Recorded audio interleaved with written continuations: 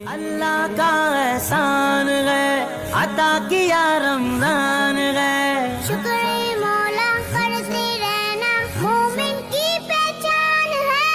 इंशाअल्लाह सारे रोजे रखूंगा रमजान में, नमाज पढ़ के रब को राजी कर लूंगा रमजान में। इंशाअल्लाह सारे रोजे रखूंगा रमजान में। Salam alaikum les enfants. Cette semaine, je vous propose de découvrir ensemble les histoires de la vie de nos prophètes. La première histoire que nous allons découvrir est celle de Nabi Yunus alayhi salam.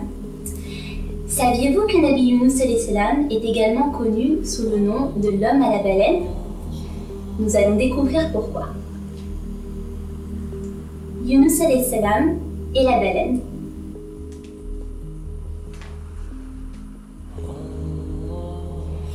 Yunus alayhi salam habitait dans une belle cité appelée Ninivé.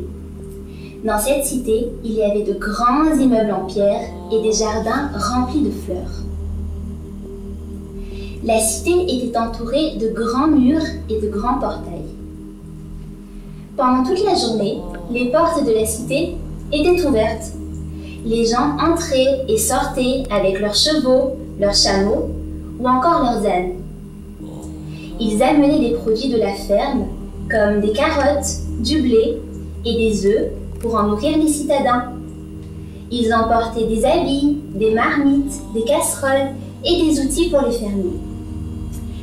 La nuit venue, les portes se refermaient et personne ne pouvait ni entrer ni sortir. Les gens de cette belle cité n'étaient pas très aimables. Ils avaient la mauvaise habitude de tricher et de voler. Ils étaient égoïstes et méchants. Aussi, ils oubliaient de remercier Allah pour la vie paisible qu'il leur avait donnée. Ils ne priaient jamais.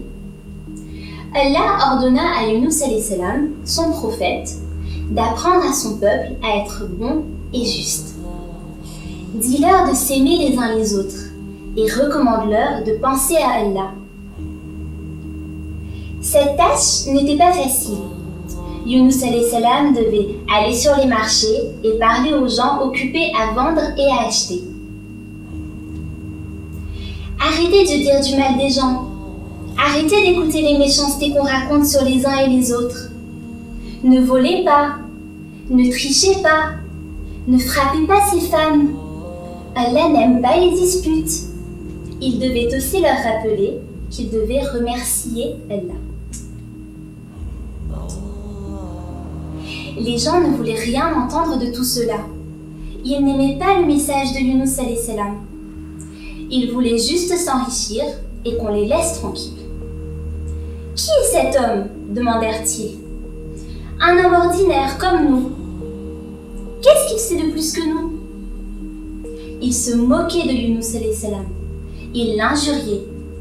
Ils se mettaient en colère contre lui et ne souhaitaient qu'une chose, qu'il se taise. À maintes reprises, Yunus alayhi salam essaya de les raisonner, mais en vain. Personne ne voulait l'écouter. Absolument personne. Yunus alayhi salam se découragea. « Cette tâche est trop difficile, se dit-il. Personne ne me comprend. Ces gens sont trop méchants et en plus, ils sont dépourvus de tout bon sens. Allah veut que je fasse passer son message, mais je ne peux pas. Je pense que je vais abandonner. Je partirai loin, loin, très loin de ce peuple. Je trouverai un endroit que personne ne connaît. Je m'y cacherai et personne ne pourra me trouver. » Il partit et marcha jusqu'à un port. Il trouva un joli bateau. Les marins étaient en train de charger des cartons et des malles. Des gens étaient en train d'embarquer. Yunus alayhi salam paya le capitaine et à son tour monta sur le bateau. Le capitaine était content d'avoir un passager de plus à bord de son bateau. C'était une très belle journée. Ils commencèrent à naviguer. Soudain, le temps devint orageux. Le capitaine regardait le ciel. « Une tempête se prépare, dit-il. Que c'est étrange! Il faisait beau tout à l'heure quand nous sommes partis. Attention!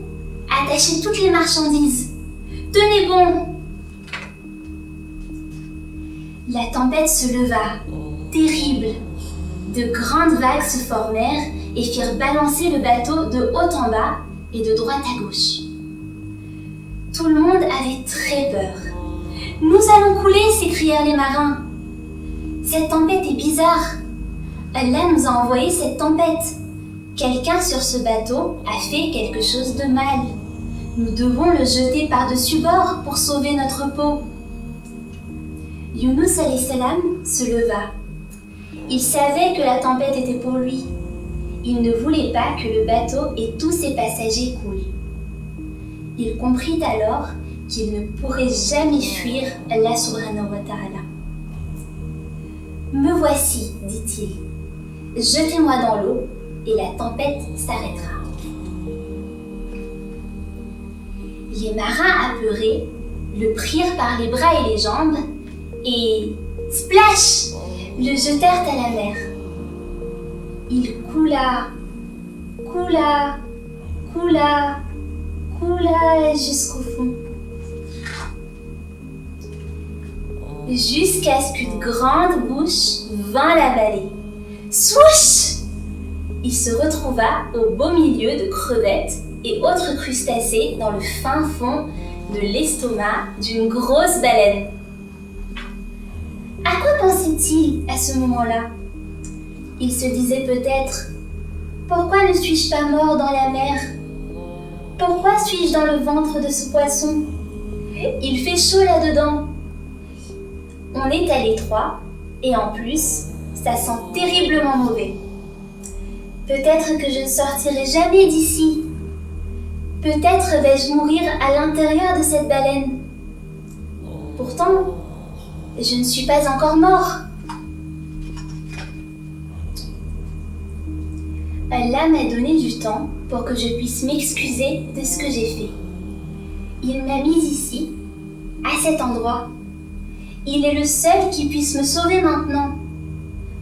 Oh Allah, je me suis trompée. Personne ne peut fuir ta présence. Un prophète doit accomplir sa mission. Il ne doit pas abandonner.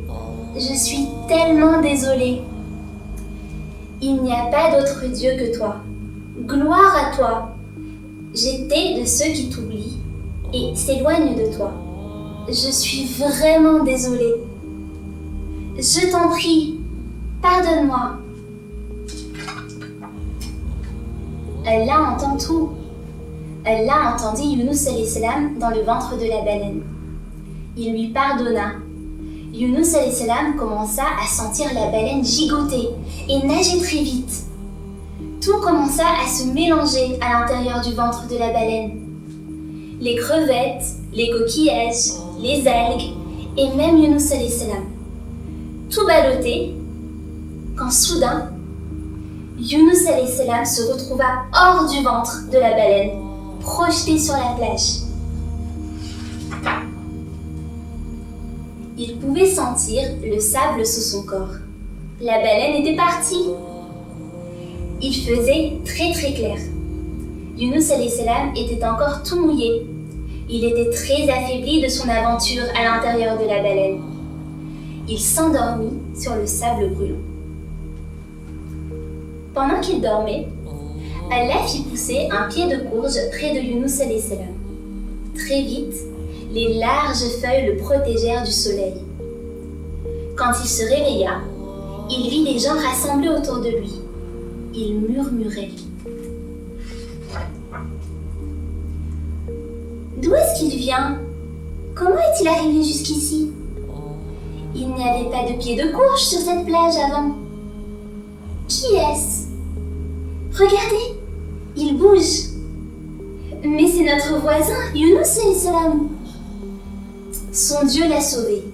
Il doit avoir raison. Ramenons-le en ville. Nous allons l'écouter attentivement à partir d'aujourd'hui. Yunus alayhi salam leva les yeux et vit les murs de la cité.